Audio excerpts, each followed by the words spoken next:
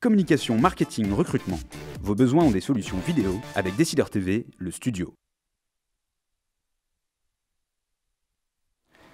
Bonjour à tous et bienvenue dans notre duplex bourse du mercredi 18 décembre 2013. On se connecte tout de suite avec la salle des marchés de Bourse Direct et notre expert Frédéric Garcia. Bonjour Frédéric. Bonjour Nicolas. Alors ce matin, la Bourse de Paris est en légère hausse après une nette baisse à la clôture hier soir. Les investisseurs sont prudents et attendent la décision de la Fed quant à la poursuite de sa politique monétaire. Pouvez-vous nous en dire plus ? Oui, alors on a néanmoins un marché qui est orienté à la hausse pour l'instant à mi-séance, puisqu'on tutoie la zone des 4100 points, on est en hausse actuellement de 0,7%. Voilà, donc une certaine confiance avant la décision de la Fed ce soir et notamment le discours de Ben Bernanke. Des nouvelles rassurances en provenance d'Asie, puisque le déficit commercial au Japon s'est aggravé néanmoins de 35,1% en novembre à 9,1 milliards d'euros, suite à la flambée de la facture énergétique due à la dépréciation du yen.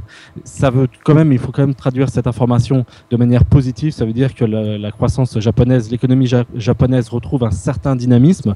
Voilà, donc ça a permis au Nikkei de clôturer en nette hausse, en hausse de 2,02%. Tutoyer une résistance très importante, un petit peu autour des 15 500 yens pour le Nikkei.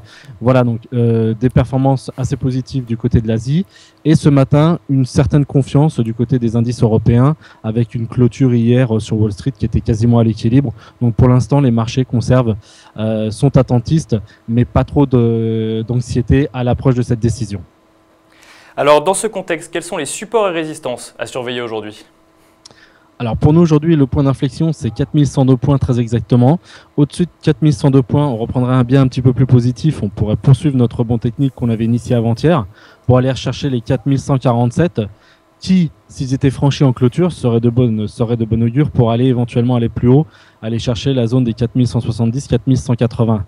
Si à contrario, on ne parvient pas à s'affranchir des 4102, on pourrait revenir se marcher en fait pour aller chercher son objectif à très court terme, qui est tout simplement le comblement du gap haussier qu'on avait laissé le 10 septembre dernier, avec le pied du gap qui se situe à 4047,94 très précisément. Voilà, donc on devrait normalement s'établir dans cette zone pour cette séance. Alors un mot maintenant sur les valeurs. Quelles sont celles qui se distinguent à la mi-séance ? Alors du côté des valeurs positives, donc des événements positifs, on a Zodiac. Zodiac donc qui est en hausse de 1,7% autour des 126, donc on est sur des plus hauts annuels. Donc Zodiac a réalisé pour son premier trimestre un chiffre d'affaires de 982,5 millions d'euros, donc c'est en hausse de 7,9%. Et a maintenu ses perspectives positives pour 2014. Voilà, donc ça confirme que tout simplement l'environnement aéronautique a le vent en poupe, il reste porteur et le groupe devrait bénéficier de son implication importante dans les nouveaux programmes d'avions civils. Voilà, donc le secteur aéronautique, donc Zodiac au même titre que ADS et que Safran, continue à bien se comporter.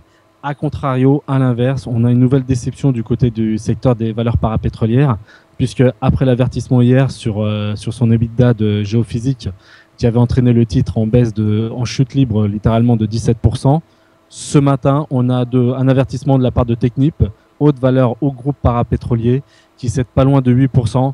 Voilà, donc il y a une abondance d'offres de pétrole sur le marché, donc ça va éventuellement favoriser les producteurs, donc à l'image de Total. Néanmoins, il faut rester pour l'instant à l'écart des valeurs parapétrolières, puisque la demande en exploration et en forage devrait rester assez réduite donc à court terme. Voilà, donc d'un côté, on a le secteur aéronautique qui surperforme la cote, et de l'autre côté, on a le secteur des parapétrolières qui sous-performe la cote. Et on finit maintenant avec Wall Street, où comme on l'évoquait tout à l'heure, l'incertitude est de mise quant à la poursuite de la politique monétaire de la Fed. À quoi peut-on s'attendre à l'ouverture cet après-midi ?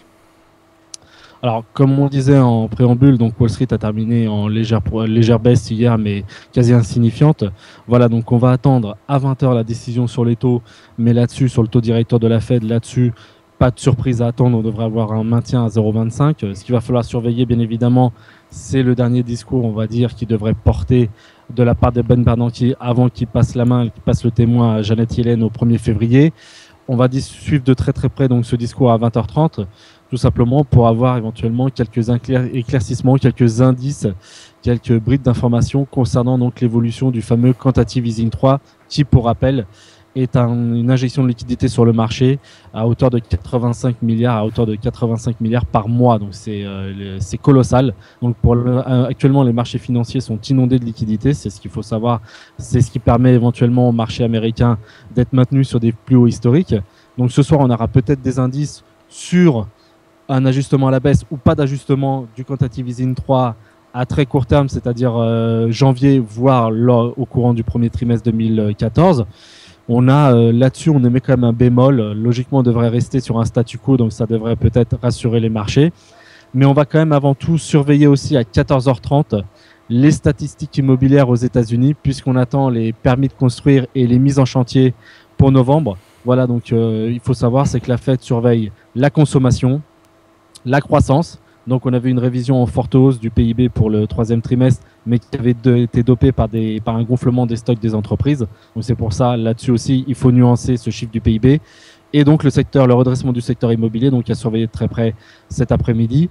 C'est une des données donc, qui est suivie de près par la Fed, de manière éventuellement à donner un nouveau sens à son quantitative easing 3. Voilà, donc on peut dire qu'on a une actualité très très fournie cet après-midi et en soirée. Merci beaucoup Frédéric pour toutes ces précisions. On se retrouve demain pour un nouveau duplex. En attendant, très bonne séance à tous et à demain.